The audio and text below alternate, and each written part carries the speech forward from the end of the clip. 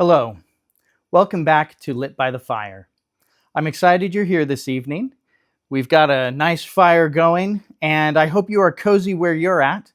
We are halfway through my book, Song of the Sunbird, and I'm very excited to pick up where we left off because we ended on a bit of a cliffhanger as Charlie and Suzy were divided on the mountain and divided about what was right to do in their course ahead.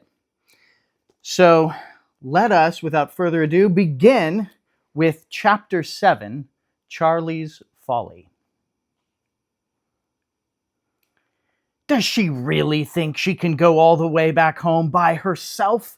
Charlie thought in disbelief. I can see it all happen before my eyes. She'll get hurt, and I'll get blamed. How dare she do that to me? If she doesn't turn back soon, I'll have to go back after her. But she's the one who walked away. Does she expect me to apologize? I've done nothing wrong. Suzy, Charlie called. His voice echoed back moments later from the shadowy plain below. They were certainly a long ways up the White Mountain. Charlie had been so focused on getting to the top, he had not realized how high they had come. Still, I hope she doesn't slip and fall in the dark, he mumbled, rubbing his own bruises. He could not figure out what to do. One minute he was determined to stay out of trouble and chase down his sister, and the next minute he felt that their parting was for the best. Maybe she would find a way home, or find the flat rock and their missing companions, Archibald and Gregory. Perhaps everyone would reach the clouded kingdom their own way. Him by climbing the mountain with Vincent, and her through the help of her long-lost friends. But that's silly, Charlie continued, talking to himself. She'll no doubt go less than a mile and give up. Then she'll starve, or worse, run into those awful unicorns. He had not thought of that. Now he was certain that Suzy would fall into danger if left on her own. He decided he should go back and talk her out of it, convince her to come. What they really needed to do was start working together. Charlie turned to tell Vincent his plan. He found him staring intently up the mountain, the magic candlebag at his feet. What the bear saw was both amazing and terrifying. Standing on the ledge, Vincent scanned the rocky river path toward a gray stone wall built between two cliffs. Behind the wall, large angular towers poked toward the sky.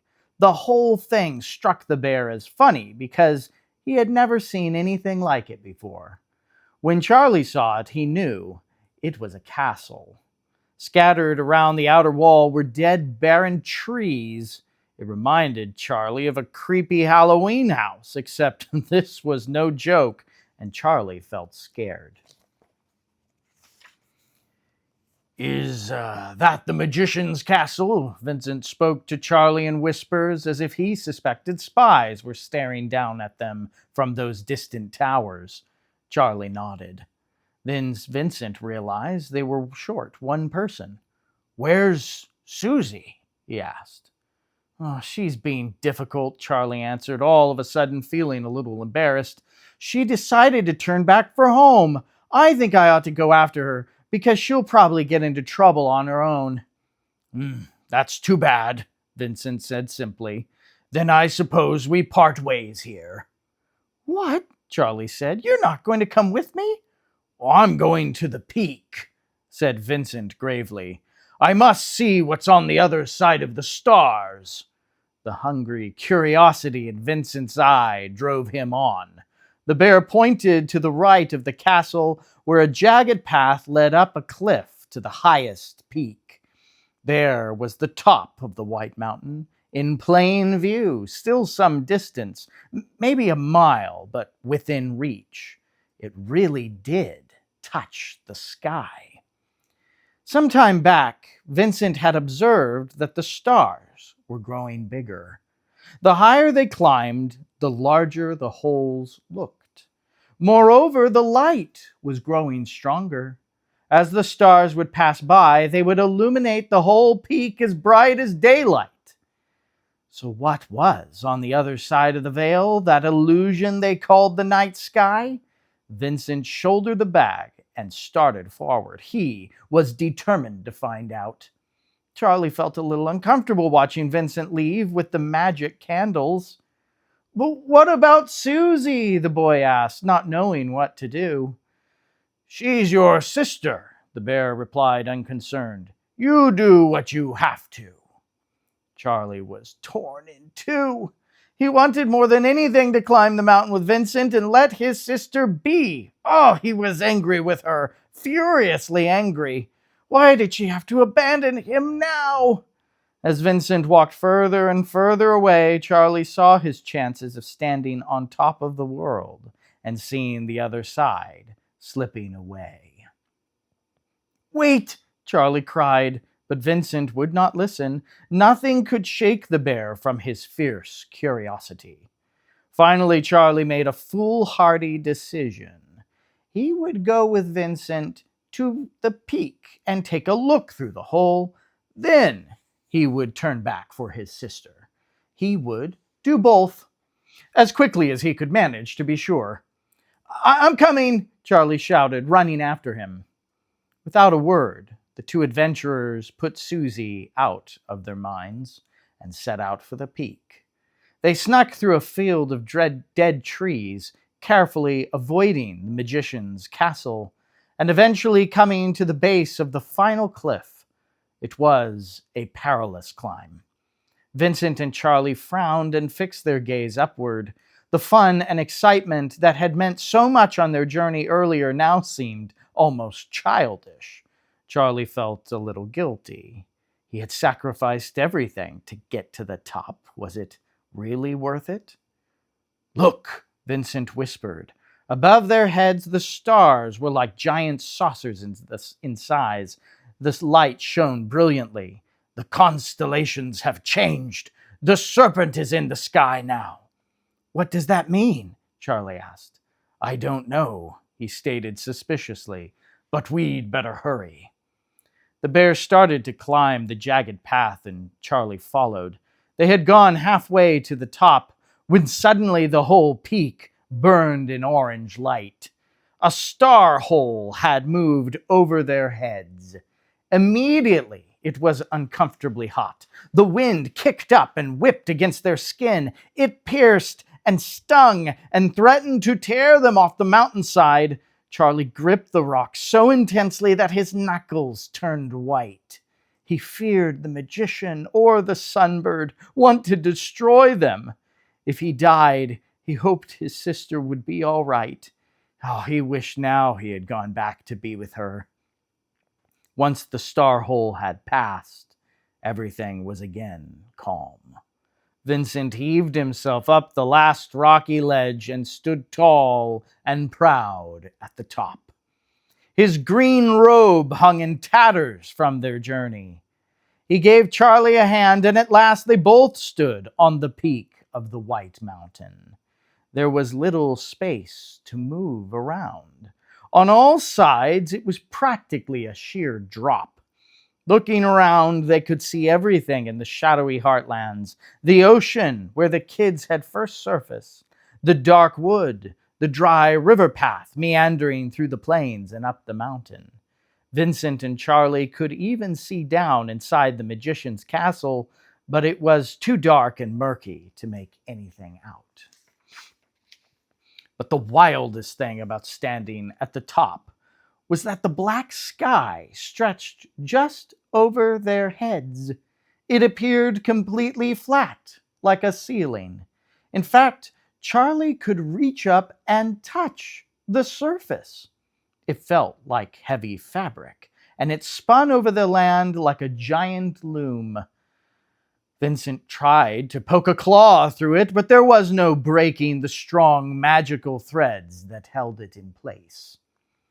"Now what do we do?" thought Charlie aloud.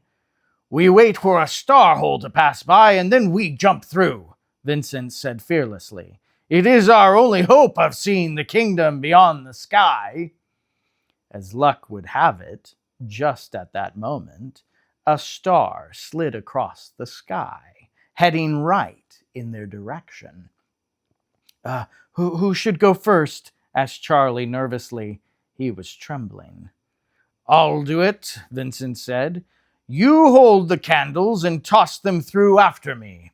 Of course, Charlie did not like the idea of tossing another bag, but he took the candles anyway. The star was quickly approaching.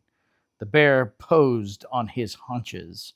The star was yards away, now only feet. Now! Vincent leaped through. His arms caught hold of the fabric inside, and he tugged to pull his bottom-heavy lower half up. But an unfortunate thing happened. He got stuck. Charlie watched as Vincent's squatty legs kicked and flailed in the air as the star sailed away with him in it. "Charlie, I'm wedged in," Vincent cried in muffled tones. I can see that," Charlie yelled after him. The black sky sagged with his body weight. "But what do you see?" "It's too bright, I can't tell. My eyes are still adjusting," the bear replied. It was difficult for Charlie to hear. Vincent was now some distance away, hanging over the Heartlands. Charlie turned to find his own star hole to jump through, but first he heard a familiar yelp. Vincent was scrambling back out of the hole. He hung from his paws, dangling in midair. "An eagle!" he roared. "It's coming for me! What should I do? His mouth is opened wide!" But before Charlie could answer, Vincent did a crazy thing. He released his grip on the veil and tumbled toward the earth. The very next moment, an enormous yellow beak poked through the hole. In a wave of panic, Charlie grabbed the candle bag. He was certain it was the griffin come back to get him. "Where is the invisibility candle?" Charlie clamored through his clenched teeth while furiously digging through the sack. Suddenly, there was an awful ripping sound. The colossal beak was tearing away at the fabric and coming through the veil. A fiery eye looked the boy square in the face. Charlie did not waste another minute. He threw the candle bag off the cliff and stumbled down as fast as he could manage. The last thing Charlie heard was a great shrieking call as the eagle whooshed by. Then all was silent. As for what happened to Vincent or the bird, Charlie never saw. He concentrated very hard at descending one step at a time until he stood again at the bottom of the cliff. He was safe. His body shook and his stomach felt sick. What should he do? Where could he go? Vincent was nowhere to be found. His bag of candles was missing. His sister had walked away. And in that moment, feeling utterly alone, he realized for the first time how Suzy must have felt. Charlie vowed to himself that he would find his sister. They would work together to find a way to escape the Empyrean. Resolved, Charlie took a deep breath and felt the ache of hunger stab his belly. Limping, he began retracing his steps to the dry river bed. The barren, branchy trees outside the castle wall cast ugly shadows all around him. The shadows looked to be twisted in pain. "How am I ever going to make it?" Charlie gasped. He was so tired that tears welled up in his eyes. Strange things can happen when you are tired. First, you think you are seeing things. Charlie thought he saw a piece of cloth swung from a tree branch in the distance. He supposed it was just his imagination until he got closer. Second, sometimes you feel like crying and you burst out laughing instead. Charlie found himself cracking up. There, hanging from the tree branch, was his bag of magic candles. By a stroke of luck, it had gotten caught on a branch and never hit the ground. The candles had not been shattered. It seemed luck was on his side after all. In total relief, he reached to loose the bag from the tree. Suddenly, the bag twitched. A slimy, lizard-looking creature poked his head out and stared at Charlie. In its mouth, it held a thin purple candle. The invisibility candle. "Give me that," said Charlie, lunging for the candle, but the lizard leapt out of the tree and scurried away. Charlie ran after it with wild determination. The purple candle was bulky in the lizard's mouth, slowing the lizard down enough for Charlie to follow its movements. It weaved its way through the trees and crept through a large grate in the side of a stone wall. Without thinking, Charlie squeezed through the grate and suddenly found himself in an entirely new place. It looked to be a kind of garden. Nestled between two ridges, the garden was misty and extra dark. Almost no starlight reached inside. Charlie shivered because the air had abruptly turned cold, whereas the whole Empyrean up until now had been rather warm. Glancing around, Charlie could barely make out the lizard darting across the grassy lawn toward a grove of sickly trees. He pursued it, still intent on getting his magic candle back. The lizard stopped at a ditch. It dropped the candle from its mouth into a hole where the candle landed on an assortment of other stolen objects. Charlie cornered the lizard against a tree trunk. "Hey, give me back my candle," Charlie said, quite unconcerned that he was addressing a reptile. "What will you give me for it?" the lizard answered back, flicking its tongue out. "Well, that's ridiculous," Charlie scoffed. "It's my candle. I shouldn't have to give you anything for it." "Ah, but I found it first," said the lizard with a hiss. "And you know what they say, finders, keepers, losers, weepers."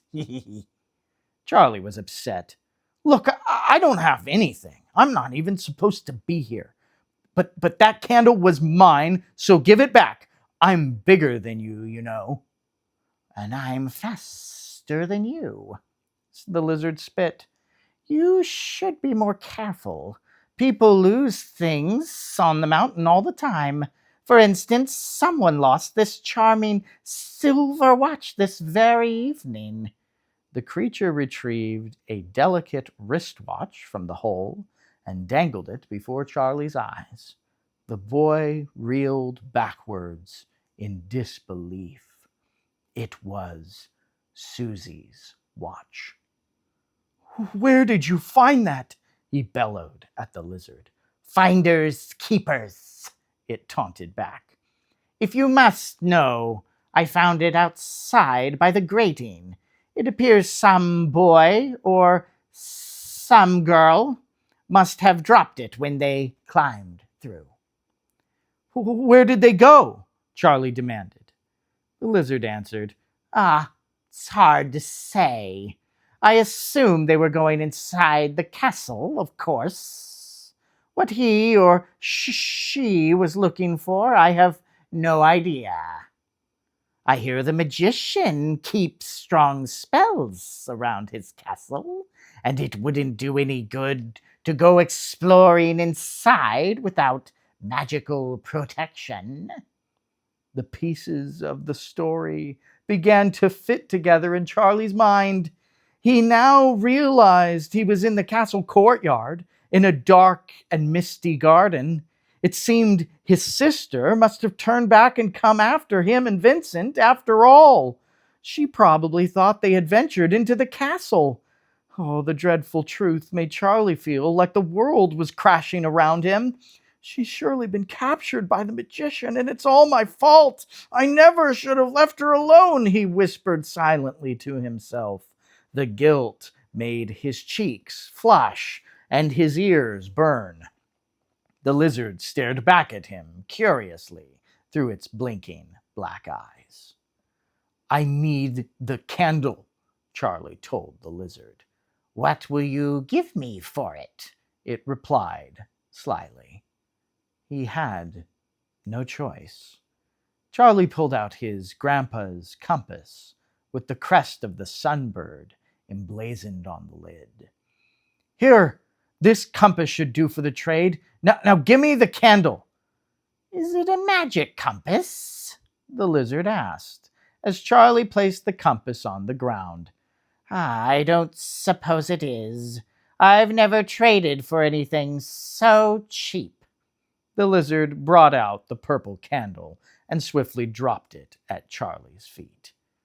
By the way, who are you? Charlie wondered, stooping down to take his candle. They call me Midnight, it said. I'm only a simple serpent who likes to keep to the shadows. I do quite well by it. With that, the serpent grabbed the compass and darted into the ditch, never returning. Something about that serpent struck Charlie as treacherous. Those black eyes looked vaguely familiar. But now that Charlie had the magic candle in hand, it was time to storm the magician's castle and rescue his sister. Should he go find help first? No, this one he must do alone. I got us into this mess, and I have to get us out of it, he muttered to himself, growing in resolve. And who would I find to help me anyway?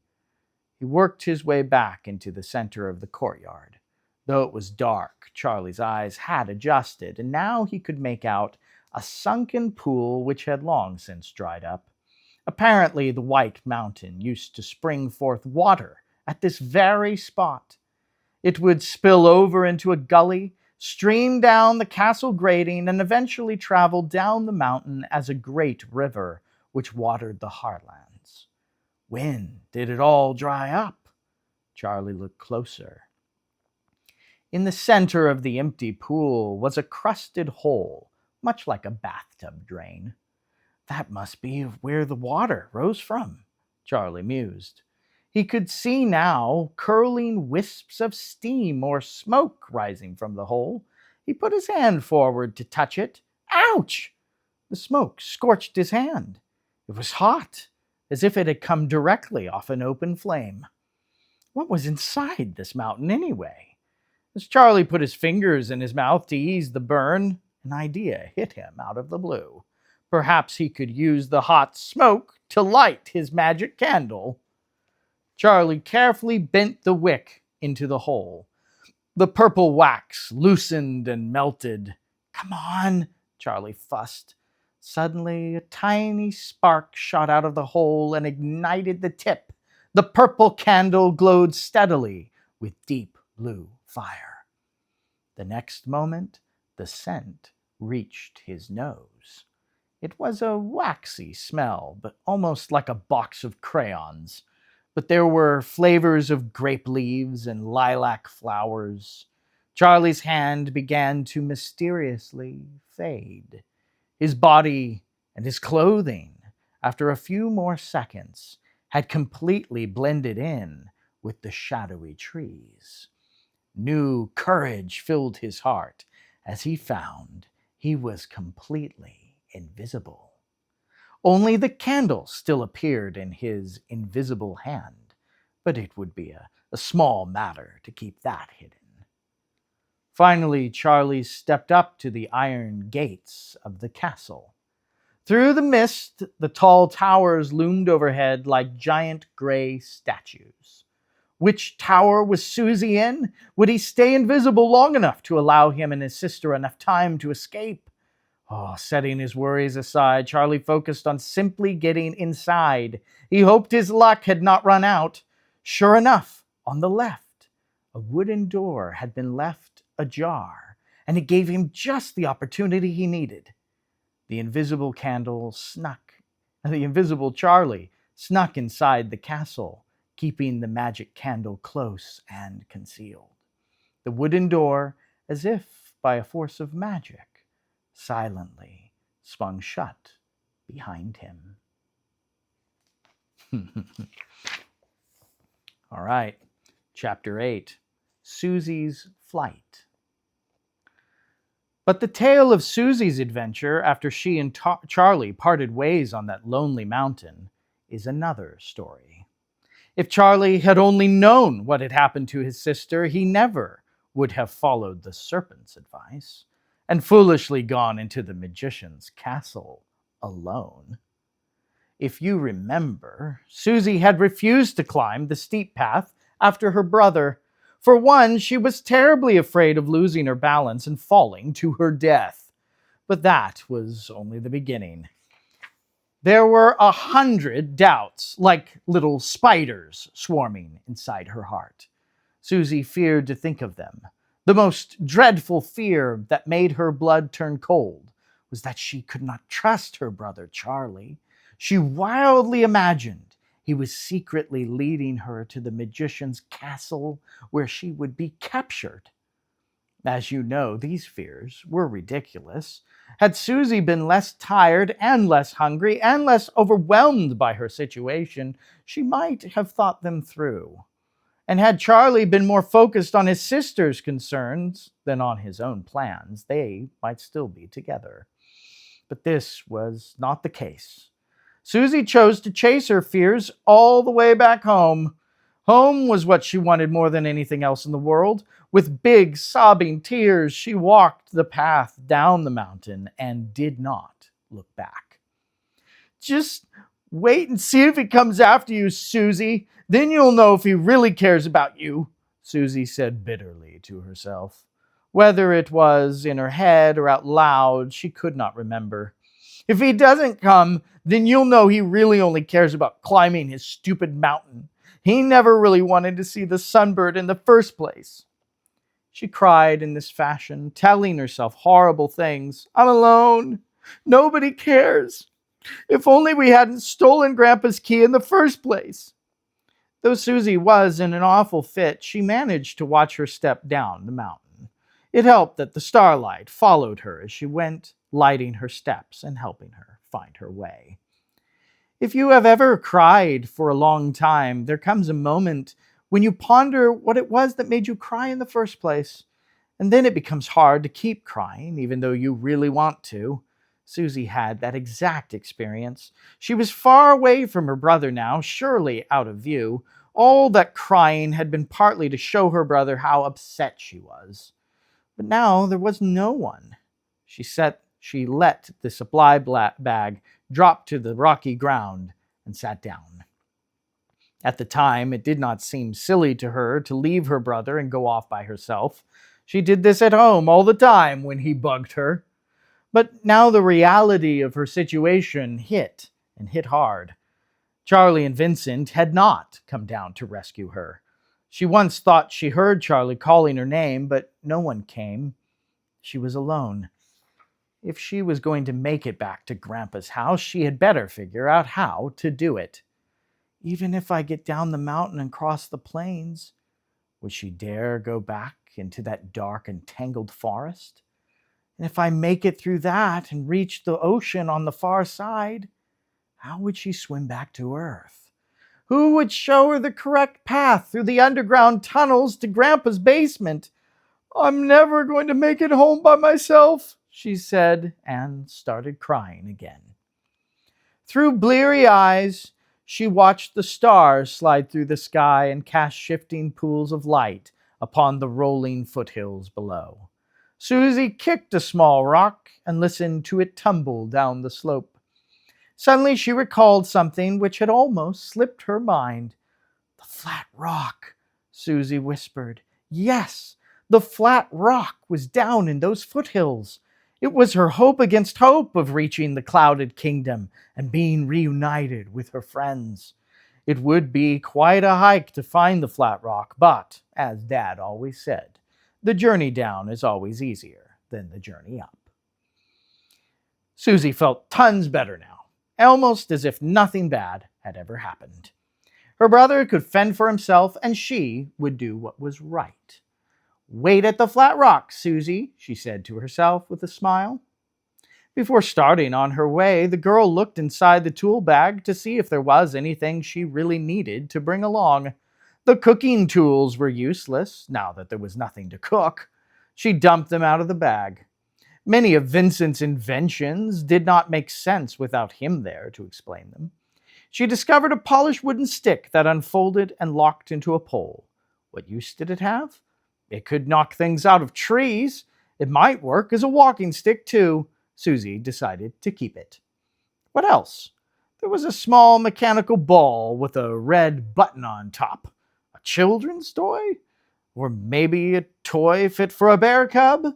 Curious, Suzy pressed the button, and suddenly the ball flipped open and turned into a crawling, mechanical pill bug. Ha! It fell on her shirt and started climbing up toward her face. She screamed and flicked it off. The motorized roly-poly landed on the ground with a crunch and returned to its ball shape. "What an awful toy," Suzy said, disgusted. She gave it a second thought. Maybe I can use it as a distraction in case I meet something unfriendly. She picked the ball back up. Where could she put it?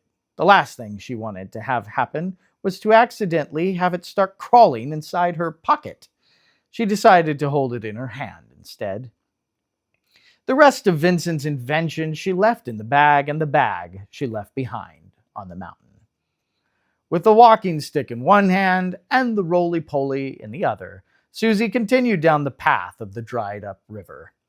Whenever she feared a loose rock, she poked at it with the walking stick. This helped her avoid walking where the ground might slide out from under her. Suzy was taking care of herself.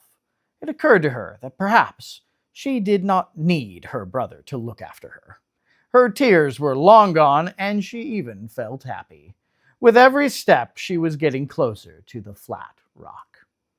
Sometimes Suzy sang when she was alone. Now was the perfect time. She made up the words to one of her favorite playground songs. Skip, skip, skip to my loo, skip, skip, skip to my loo, skip, skip, skip to my loo, skip to my loo, my darling. Gonna find the flat rock, skip, Suzy, skip. Gonna meet the sunbird, skip, Suzy, skip. Gonna beat my brother, sip, Suzy, skip. Skip to my loo, my darling. Before she knew it, Suzy was back on the ridge where she had first seen the flat rock, where they had narrowly escaped the unicorns, too. Almost there. She could barely make out the black outline of the flat rock in the distance below. If only Charlie had listened to me, she said haughtily, then we'd both be safe in the clouded kingdom by now. Suzy started to laugh, but suddenly she heard a shriek from a shadowy figure on the path below. It was not far away. It might have heard her. Her heart beat fast and fearful as she searched for a place to hide. The best she could do was lie on her stomach to watch and wait and hope that it would eventually leave. With her face near the ground, she gasped in horror as she recognized the creature's hideous form. It was the griffin! Its bat-like wings were spread apart and its tail whipped from side to side. Was it searching for her? Suzy remembered the mechanical pill bug and planned to throw it as a decoy, but something first remarkable began to happen. The griffin was shrinking. Its lion legs grew skinny. Its tail grew flat. The wings shriveled up and vanished while its tall eagle neck sank to the floor. As it grew smaller, its shrieking voice got softer. Finally, the voice all but disappeared, and the griffin looked to have completely shrunk away. Suzy rose on her hands and knees. Should she go investigate? Ever so slowly, she crawled closer to the spot where the griffin had transformed. Meanwhile, the band on her silver wristwatch fell loose. It unlatched, and the watch fell to the ground with a thump. In the split second Suzy was distracted, something rustled in the bushes ahead. "Mine!" a hissing voice shouted. A scaly gray serpent darted across suddenly toward her face. Suzy was so shocked she jumped straight in the air. That little black-eyed beast wasted no time. It grabbed her watch in its ugly mouth and bolted up the mountainside. "No, don't do that," Suzy called after it in tears. For a moment she considered chasing it to get her watch back, but she feared too much for her life. That serpent was the griffin in a new form. If she did not find safety soon, it might come back and carry the rest of her away. Suzy fled down the mountain in the direction of the flat rock, leaving the walking stick and the toy behind. The foothills that surrounded the mountain were confusing, like a hilly maze. It was hard to know where the flat rock was, and Suzy was quite lost. Wandering from the top of one hill to another, Suzy felt a lot like she did that night they got separated from Archibald and Gregory. The whole story replayed itself vividly in her memory. I should never have abandoned Charlie, she said between tears. Suzy wished her brother was with her.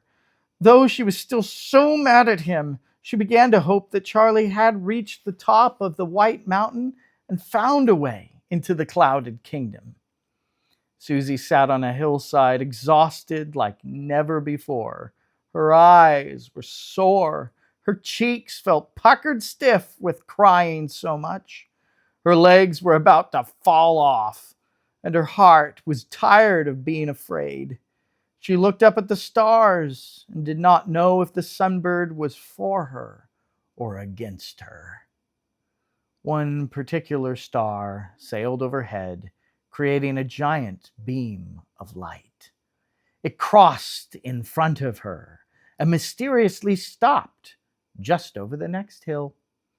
Was it pointing at something?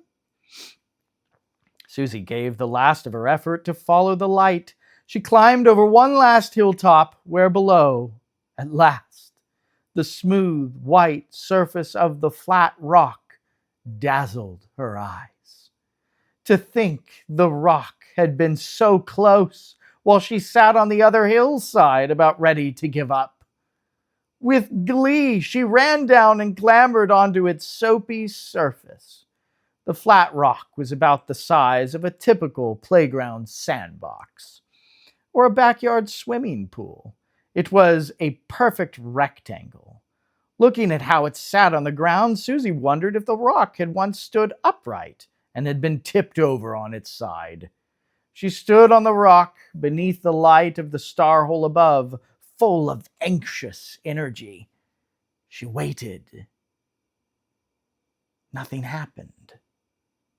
"Hello?" Suzy yelled up at the sky. "I'm here! Come get me already!" Still nothing. Suzy was getting impatient. "Archibald! Mr. Sunbird! Can anyone hear me? I've done everything I was supposed to do. I'm at the flat rock. Send someone to come pick me up. I'm waiting." Silence. This made Suzy nervous. She was glad Charlie was not around to tell her, "I told you so." She laid on her back and looked up at where the mountain touched the sky. Had the Sunbird abandoned her too? Finally, something broke the silence. A loud neigh warbled through the air. It was very close. Standing on the top of the hill Suzy had only just crossed moments ago, a magnificent unicorn stood grazing. Suzy was immediately captivated. Unicorns were more beautiful than she had imagined. The noble horn shone pale white like the bits of cloud in the underground tunnels.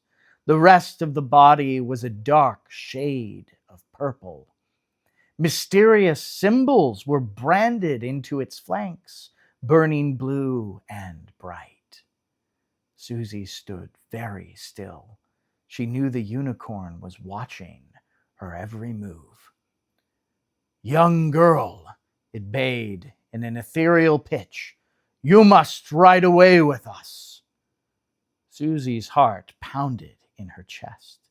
She dreamed what it would be like to ride through the warm night air on the back of a unicorn.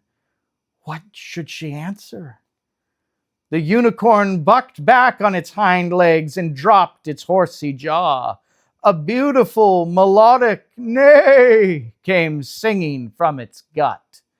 Moments later, several echoes followed of the same kind. Their pitches were slightly off, so that the melodies clashed in dissonance. Another unicorn, then a third, appeared on the hilltop and watched Suzy with their glassy eyes. "Child of the weeping winds, we know your pain," said the lead unicorn without remorse. "We call at the heavens too, but the heavens do not answer us. We are the lyrium, the free and unconquered ones, all that remain of the ancient Heartlands. We serve no magic and no master. Come with us, and your desires will be truly set free." Suzy felt her soul longing to accept the unicorn's invitation. In an instant, it could carry her away from her cares and concerns. Why wait on this miserable, lonely rock when she could escape to another world in a heartbeat? In the distance, the red, dusty rush of the fabled lyrium thundered. More herds were coming. Cloudy columns of dust appeared over the tops of the hills. They were coming to take her away. But before her mind was made up, the heavens did speak. They spoke in the form of a yelping bear. Looking up, Suzy saw a bright green dot falling from the sky like a shooting star. As it fell, it let out a powerful roar. Suzy gasped. It was Vincent! The very next second, a giant eagle tore through the sky in pursuit of the falling bear. The eagle was so very large that it practically knocked Suzy's breath out of her lungs. In one swift motion, the eagle opened his yellow beak and caught Vincent inside his mouth. From Suzy's perspective, it looked awful lot like the eagle had swallowed the bear whole. The eagle pulled up before crashing into the mountainside and soared mightily over Suzy's head. He swung his great wings around in her direction. "Quickly, O fearful one," the unicorn called to Suzy. "Ride away with us. He comes to eat you too." Suzy was paralyzed. The unicorn herds had cornered Suzy on the flat rock and were bearing down toward her on all sides. Their leader commanded in an intense and unnatural voice, "Give yourself to us. Don't think, just flee." Overhead, the giant eagle was flying straight for her. His large orange toes, big enough to carry cars off the freeway, open to grab her. Surely he could eat her in one bite. But were the unicorns telling the truth? Just before she decided to throw herself upon the lyrium, the eagle's beak opened wide. Suzy spotted Vincent standing alive in its mouth and peering at her with a dumbfounded expression. He looked relieved to be alive. In that last desperate moment, Suzy realized the eagle had come to rescue her. She reached out for one of those long orange toes. The lyrium leapt upon the flat rock to trample her, but the bird snatched Suzy up. His large feet closed over her, keeping the girl safe and warm, like in her bed back home. In no time, Suzy was fast asleep. She dreamed she was soaring through the clouds, the wind rushing through her hair as she flew higher and higher toward the sun. And one more chapter for this evening, chapter 9, In the Presence of the Sunbird. Light poured into Suzy's blinking eyes. She had just woken up from the deepest, most refreshing sleep of her life. Her arms were so relaxed, but Suzy had to move them to keep the blinding light from hurting her eyes. Her eyes stung red and sore from crying so much. As Suzy's mind started to clear, she realized two things. First, she did not know if the light was really as bright as she thought it was, or if she had merely forgotten what real light felt like. After all, she had been traveling in shadows since going underground. The sun and the friendly daylight of Grandpa's house seemed years away. The second thing Suzy noticed was that she was more snug and cozy than she had ever been before in her life. She was lying in some kind of fluffy bed. It reminded her of the bed Grandpa made for her. The blankets were just as soft. They piled on top of her like a woolly mountain. She peeked at them, opening her eyes ever so slightly, and saw that they glowed with warm light. What wonderful blankets, but how could anyone get to sleep in a place as bright as this? It took a long time before her eyes were properly adjusted. When at last she could open them wide, she looked around the room in disbelief. The bed blankets actually spread across the floor and into the walls and ceilings too. She was not really in a bed as much as she was nestled into the fluffy floor. It was like being inside a giant marshmallow. Sitting up, Suzy saw a long slit in the wall across the room. Suddenly, the folds stretched open, and in bounded, to Suzy's surprise, a very happy creature. A whiskery mole with the biggest grin you would ever see. With an awful lisp, he cried, "Suzy!" "Gregory!" Suzy exclaimed with unbelievable joy. She tried to jump out of her bed, but the spongy blanketed floor made her fall back down again. Gregory, too, slipped and fell, but it was of no matter. They were both laughing uncontrollably. They were so happy to see each other, or at least Suzy was happy to see him. The blind mole was just glad to hear her voice.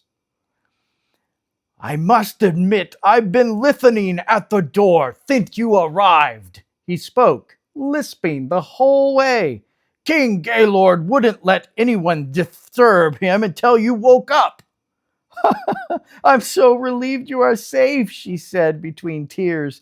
"But what happened to your mouth? You're not speaking right, Gregory." Gregory pulled back his lip and smiled proudly. He had only one front tooth. The other tooth was completely missing, leaving a big black gap, which made it difficult for the mole to speak. "You see," he said, "I left a big one in his tail." In the griffin's tail?" Suzy asked. "You bet," Gregory replied with a grunt. "After you escaped, the griffin gave up fighting me and Archie. He threw me into the bushes and flew away." "Gregory, you crazy mole," Suzy gasped. "Are you all right?" "Of course I am. I'm in the Clouded Kingdom and in the presence of the Sunbird," he said, excited. It was hard for Suzy to take him seriously with that lisp. "The Sunbird gave me a pat on the back and a job well done. Holy moly, does it feel good to be back in the sunlight again. I feel so warm and invigorated, a good 100 years younger." Suzy laughed. "Say, whatever happened to Vincent?" "You mean that sleepy old bear? When we came out of King Gaylord's mouth, he couldn't stop saying, 'I don't believe it.' The light was too much for him. He's recovering in the other room. But really, it's Archie who's not feeling well," added Gregory with regret. "Why, what happened to him?" said Suzy, concerned. "Did the griffin hurt him badly?" "Oh, no, nothing like that," he answered. "Archie was perfectly all right after the griffin left. A little taken, maybe, but we put that right behind us. The trouble was we had completely lost track of you and Charlie. We didn't know what to do. Archie returned to the Clouded Kingdom to report the situation. And King Gaylord came down to pick me up. He's the giant eagle, if you don't remember. When I got here, I found that the Sunbird had already disciplined Archie for taking that shortcut through the woods. What did the Sunbird do? She asked. Well, Archie got grounded. The Sunbird had his wings clipped. The feathers will grow back. That's what they tell me. But for now, Archie can't fly. I think he's a little embarrassed about it, to tell you the truth. Well, that's too bad, said Suzy sadly. I know, but I think it's for the best. The mole tugged on her arm and said, You should see him next. It would cheer him up. He's outside the cloud. The cloud? She replied, smoothing her tangled hair. Gregory, you must tell me where we are. I'm having trouble figuring it out. Are you crazy? Gregory hollered with good humor. We're in the Clouded Kingdom, the home of the Sunbird, the Eagle King, and every flying thing. Can't you tell? Actually, we're inside a cloud right now. But follow me and you'll see everything clearly. Suzy finally made the connection. The white blankets that covered the room were actually the walls inside of a cloud. They were thick and soft and radiant with light. She could stand on them and hide in them, like she would hide in Mom's curtains. Gregory took her hand and felt around for the fold in the wall where he had come in. Soon they were burrowing through the cloud. It was like pressing your face against an airplane window as it shoots through the clouds. Suzy began to hear 1,000 tweets and chirps. As she burrowed further, the melodies and rhythms sung by 1,000 birds filled the air with incredible music. Suddenly, her head popped out of the cloud. Suzy was standing now in a field of white cotton, a vast and flat stratus cloud. Above her head, all the majesty of the Clouded Kingdom was almost too much to take in. Clouds of all different shapes, sizes, and colors covered the sky. There were billowing cumulus clouds of emerald green. Others were round and blue like little sapphire stones. Even higher up, wispy yellow cirrus clouds shined with gold. And in the center of it all, a sphere of lava-red thunder clouds concealed something bright and terrible within. The sun, Suzy thought, must be inside those clouds. Suzy figured she stood on the outermost part of the Clouded Kingdom. Compared with the shining glory of the other clouds, her cloud seemed rather ordinary and pale, like moonlight. Every cloud had its own lofty city. Suzy wondered where the city was on her cloud. Spinning round, she discovered rows of white, sparkling buildings extending upward like the foaming bubbles of a bubble bath. Beams of light fell in patterns upon the walls, making some parts shimmer and other parts shine. Suzy's mouth hung open in amazement. She had never seen a more exquisite sight. Gregory turned to her and whispered, "Can you believe all that beautiful singing?" Singing! Suzy was so distracted by the sight, she almost forgot about the music filling her ears. The whole realm exploded in a flurry of bird activity and chatter. Birds of different feathers flocked together, soaring in groups of like kind.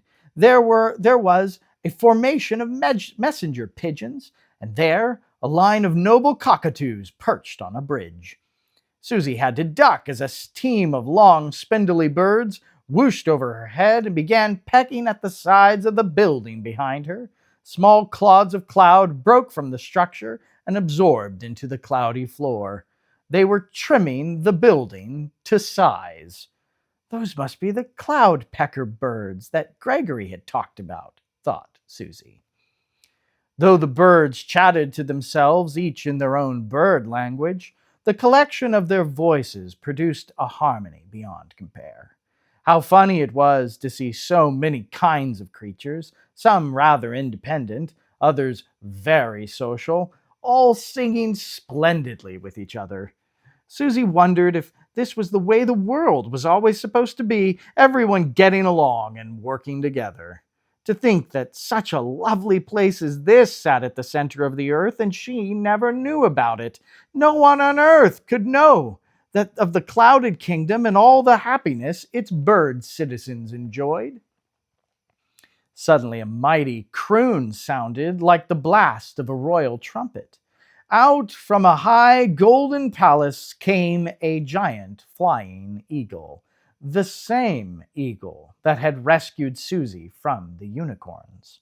His two wings pivoted gracefully as he descended toward Suzy and Gregory. Something small and red was on his toe. "Heyo, make way!" the eagle commanded in his boisterous voice that sounded like Santa Claus. Suzy and Gregory jumped aside, and in an instant, the giant bird body was upon them. Two orange feet landed on the cloud with a heavy thump. On the eagle's left foot stood a little robin, looking awfully gloomy. "Archie," said Suzy, smiling, but he barely looked up at her from under his oversized feather. "Hi, Suzy," he replied meekly. "I'm glad to see you are safe and sound, and I'm sorry for flying on ahead, leaving you and Charlie behind. If I had been more patient, you two would have never gotten lost." "Well, that's quite all right," said Suzy politely, but the mention of Charlie's name made Suzy anxious. For the first time since she had woken up, she wondered where her brother was. There was no sign that he had made it to the clouded kingdom. Meanwhile, Gregory was encouraging Archie. "Look on the bright side, old pal. It can't be that bad." "Oh, but it is," Archibald complained in his twittering tone of voice. "I can't do any of the things I love. I can't soar. I can't dive. And I can't do somersaults in the air. I can't go anywhere. I can only perch upside down and be bored and pick at my toenails." "Why don't you ride along with me then?" the mole suggested. The giant eagle bent down and commented, "Yes, I think that is a fine idea, don't you, Archibald? You will be his eyes, and he will be your feet." "Go ahead," the robin consented and struggled to jump off the eagle's foot. Soon enough, he was situated on Gregory's head the way Suzy had first seen the two creatures back in Grandpa's basement. "Suzy," the eagle addressed her loudly, "I don't believe our last encounter by the flat rock counted as an introduction. I am King Gaylord.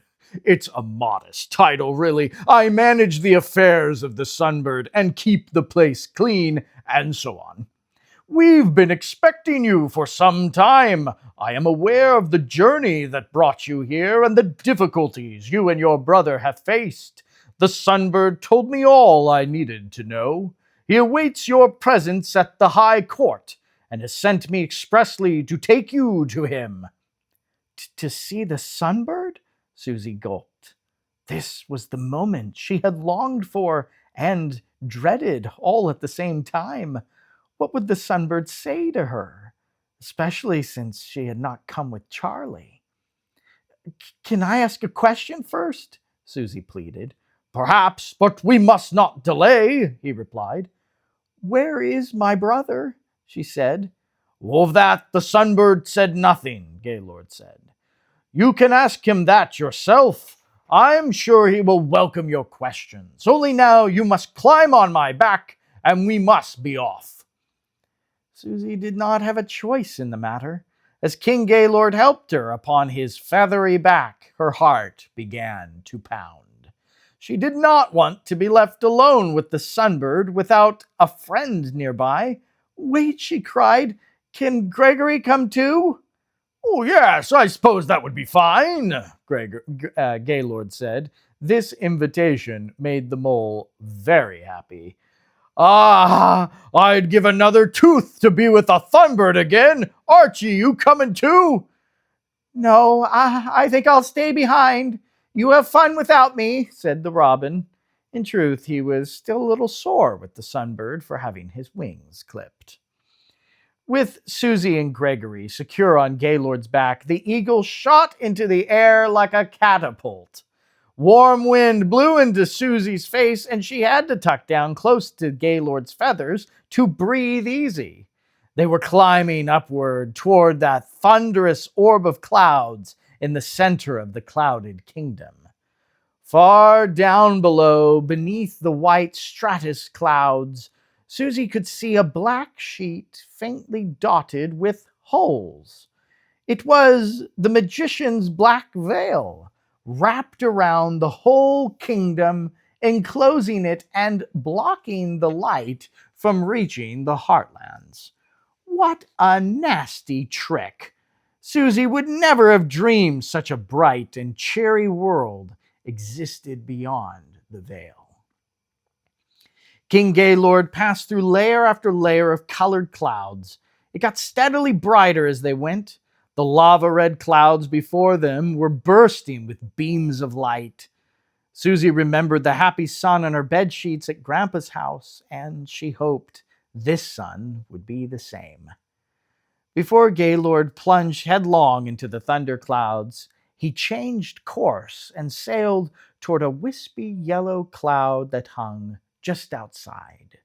The wisp looked like a tiny moon orbiting a dark and stormy planet.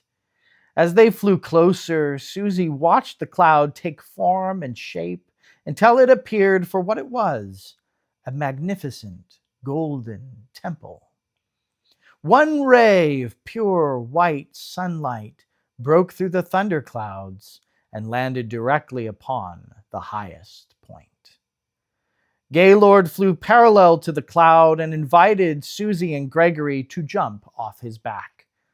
"This here is the High Court," the king instructed, "the one place in the clouded kingdom where pure sunlight falls. Respect the silence of the temple and make your way directly to the top. Do not delay. The Sunbird is waiting." Suzy helped Gregory off, and she watched the giant eagle depart. There was no turning back. Mind holding my hand?" whispered the mole timidly. "I don't want to take a wrong step and fall off the cloud." Suzy did not hesitate. It comforted her very much to have Gregory by her side. The two brave travelers stood at the base of an ancient-looking cloud, the high court of the clouded kingdom. Only when Suzy had stepped between the golden pillars did she realize the entire place was still and silent. The bird buzz that had filled the realm with exciting activity and melody below was now utterly absent. Suzy wished her thumping heartbeat would make less noise. They walked softly across the cloudy terrace that led into the heart of the temple. They passed under a series of arches and came to a wide flight of stairs. As they climbed step after step to the top, Suzy realized that they were coming to a small platform. There the sunlight directly landed, the one place the sun could clearly be seen. Suzy tightened her grip on Gregory's paw. "Don't be afraid, Suzy. I'm right here with you," he said calmly. As Suzy stepped into the sunray, the rim of the sun, a brilliant sphere, appeared for the first time within the lining of the thunderclouds. Its face was 10 times more radiant than our sun. Suzy tried to look upon it, but it immediately stung her eyes. She squinted, and that did not even help. Finally, she forced her eyes completely shut and closed out the bath of hot, all-seeing light. Gregory stood beside her, hand in hand, but at that moment Suzy felt terribly alone. The sun was so different than she had expected. It seemed so unfriendly. It was a faceless white orb. Its light penetrated her sealed eyelids and made her skin sweat. It was like she was getting a sunburn.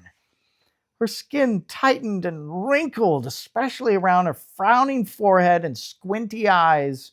Her teeth were firmly clenched. Suzy wondered where the Sunbird might be and why he did not come quickly to save them from this mean old sun, this stranger in the sky.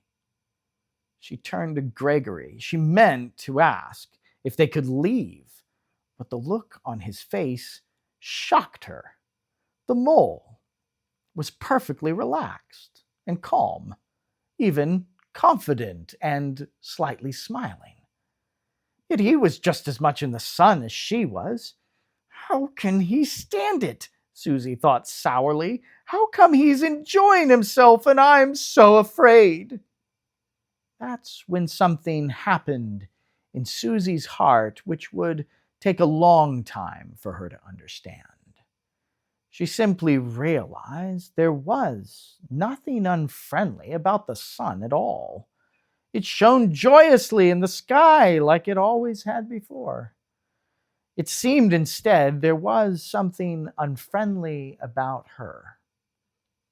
She was the welcome guest in this world of light, yet she would not welcome this light into her life. Somehow Suzy knew the sunlight uncovered everything in her heart, and that made her tense. She was sweating because she was nervous, her teeth clenched because she was scared. The sun could see every hidden fear and desire, all those mean and bitter thoughts toward her brother. The fog of those last hours with Charlie lifted. She was whining and he was stubborn. She was ready to sabotage his plans. Through the windows of the stars, the sun had seen it all. All that fighting and unfriendliness.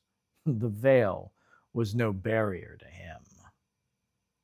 All of a sudden, Suzy did not want the light to touch her. The sun was not faceless. His face was too attentive and too good to bear. Suzy longed to flee from that holy light, but Gregory's hand held her in place. Right when it seemed her fears would crush her, she felt coolness wash over her skin, like stepping beneath a shady tree on a sweltering summer day. Something had moved in front of the sun and shielded her from its rays. A breeze of sweet-smelling air caressed her skin and released the anxious tension in her arms and face. Had the sun passed beneath the clouds? Suzy was curious. With trembling eyelids, she peeked at the sun. In its spot, she saw the silhouette of a thickly feathered bird with two enormous wings beating the air like a heartbeat. The graceful bird flew between Suzy and the sun, blocking the intense white light. As she relaxed in the shadow of those wings, she wondered who this bird really was. The Sunbird, at last, Gregory whispered, as if in answer to her question. A smile played on Suzy's lips. At long last she stood in the presence of the Sunbird. Atop the bird's head was the black silhouette of a crown, the plume of his blazing head feathers. Suzy remembered when she saw it from the telescope in Vincent's cave, and also before she dove in the ocean and entered the Empyrean. The very thing that had given her the courage before to leap gave her the confidence now to stay. Suzy. The Sunbird spoke in the richest voice the girl had ever heard. He had simply said her name, but the bird had spoken to her heart. She did not know what to say in response. What could she say? She had never spoken from her heart before. I'm here, she said, clearing her throat. I didn't think I would get to see you, Mr. Sunbird, but I'm so glad I have. You truly are the wonderful creature everyone talks about. You were there for me the whole way through. I see that now. It is nice to know someone was there for me. I feel so lonely by myself. Suzy, he breathed in a curious tone. Where is your brother? The girl fell silent. She even felt a little angry. The question seemed so unfair. But the Sunbird only looked at her and said, I asked you to come together, and he is not here. Where is he?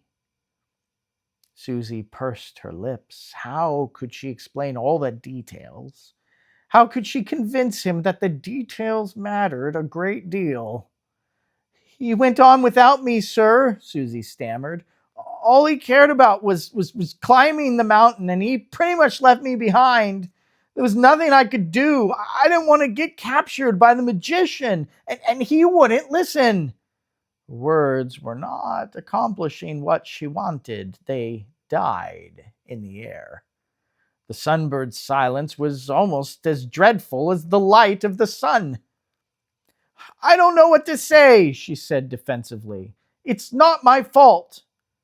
Suddenly her eyes felt hot, and they were wet again with tears. She sank to her knees and started to sob. There was a flapping sound, and the Sunbird came to rest over her like a mother hen over a baby chick. His wing pressed her against the downy feathers of his breast. Cuddling her, he began to coo. He sang a lullaby in a bird language Suzy did not understand. For such a powerful bird, his voice was incredibly kind. The song of the Sunbird sank into Suzy's heart. Somehow this great, majestic bird loved her, despite the fact she had come without her brother, despite all the fears and unfriendliness in her heart. When the lullaby ended, Gregory sighed. He was quite in heaven. Suzy wiped her eyes. The Sunbird bent his head down, and Suzy said, Suzy, look up at me. She did. His face was more visible now, dancing with red, orange, and brown color. His steady eyes met hers, and he continued to speak. In my kingdom, there are more important matters than who's at fault or who's to blame. These things are forgiven and forgotten before the day is done. Right now, the most important matter is that your brother is in danger. What do you mean? Suzy asked urgently. I mean the magician has captured him and will soon end his life if he is not rescued, the Sunbird patiently replied.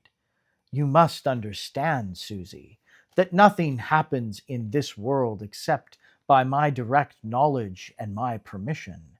Charlie's life is safe in my care, but he still needs a timely rescue. Who shall I send to save him? Who will confront the magician for me? Suzy felt Gregory squeeze her hand. I will, the girl answered from her heart. But I need your help, Mr. Sunbird. I have no idea what to do. The Sunbird smiled. Good. That is the spirit I like to see. Do not worry about what you must do. Only keep that courage in your heart. I will go before you and prepare the way. You will have every bird in the clouded kingdom at your disposal, Suzy. They have been eager to oppose the magician for a long time. Fear no more, my little chick, he said with a wink. Whenever you need me, simply call my name. The Sunbird readied his great feathery wings to fly. They began to burn with the blaze of the sun. In the meantime, he said in parting, I know a mole who would be more than happy to plan a rescue." With that, the Sunbird took off. The wind from his wings nearly knocked Suzy off her feet. He flew downward through the clouds with tremendous speed. Every bird hovered still as he paused, as he passed, and looked on with reverence. The appointed hour had come. The Sunbird was returning to the Heartlands. Gregory and Suzy ventured back through the arches of the High Court. "Holy moly, he read my mind," Gregory exclaimed. "When I dug tunnels for the family business, they put me in charge of figuring out how we were going to haul out all the dirt. I love drafting plans of attack. Just give me a mental picture of the place, and I'll have you inside that castle in no time." "He didn't say goodbye," Suzy remarked, a little disappointed. "There are no goodbyes with a Sunbird," the mole replied. "He can be a little shy with new faces, but once you get to know him, it's like you're never apart. Come on, let's get out there and go rescue your brother. There isn't a moment to lose."